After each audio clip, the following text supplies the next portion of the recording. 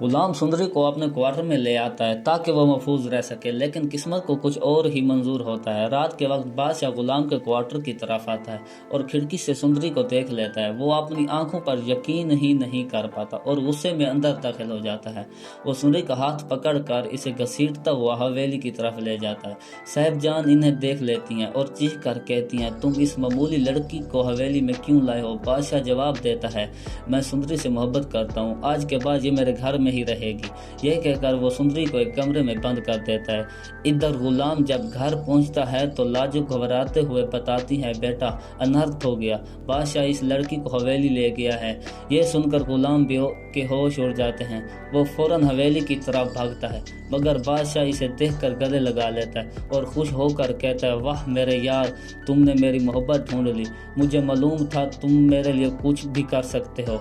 دوستی اور بادشاہ کی خوشی کی خاطر غلام اپنی محبت قربان کر دیتا ہے اور خاموشی سے وہاں سے چلا جاتا ہے۔ بعد میں بادشاہ سندری کو اپنی پھپھو سے ملوانے لے جاتا ہے۔ جیسے ہی پھپھو کی نظر سندری کے پاؤں میں پہنی ہوئی پیل پر پڑتی ہے، وہ چونک جاتی ہے۔ وہ سندری کو گلے لگا کر کہتی ہے، تم تو میری بیٹی ہو۔ اس کے بعد دونوں رات بھر بیٹھ کر باتیں کرتی ہیں۔ اگلے دن بادشاہ اپنی پھپھو سے کہتا ہے وہ سندری سے شادی کرنا چاہتا ہے۔ پھپھو اپنی بیٹی کی خوشی سمجھ کر ہاں کر دیتی ہے۔ بادشاہ داجی کے پاس جا کر کہتا ہے کہ وہ کوپو کے پاس جا کر سندری کا ہاتھ اس کے لیے مانگیں۔ بادشاہ کی ضد کے آگے مجبور ہو جاتے ہیں۔ گھر میں شادی کی تیاریاں شروع ہو جاتی ہیں۔ نکاح کے دن سندری دل پر ہاتھ رکھ کر سٹیج پر آ تو جاتی ہے، مگر اس کے دل میں غلام کے لیے محبت باقی ہوتی ہے۔ جیسے ہی نکاح شروع ہوتا ہے وہ اچانک بے ہوش ہو جاتی ہے۔ گھر میں افراتفری مچ جاتی ہے۔ غلام فوراً آ کر اس کا معائنہ کرتا ہے اور شادی کے کچھ دیر کے لیے ملتوی کر دی جاتی ہے۔ طبیعت زیادہ خراب ہونے پر اس ہسپتال لے جایا جاتا ہے۔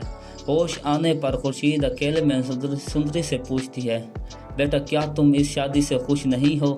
سندری پھوٹ پھوٹ کر رونے لگتی ہے اور سچ بتا دیتی ہے، میں غلام سے محبت کرتی ہوں، اس نے میرا بہت خیال رکھا ہے۔ خورشید فوراً غلام کو بلاتی ہے۔ غلام بھی مان لیتا ہے کہ وہ سندری سے محبت کرتا ہے۔ خورشید فیصلہ کرتی ہے کہ اب نکاح غلام اور سندری کا ہی ہوگا، بادشاہ کا نہیں۔ وہ غلام کا گریبان پکڑ کر کہتا ہے، تم نے میری محبت میں دھوکہ دیا ہے۔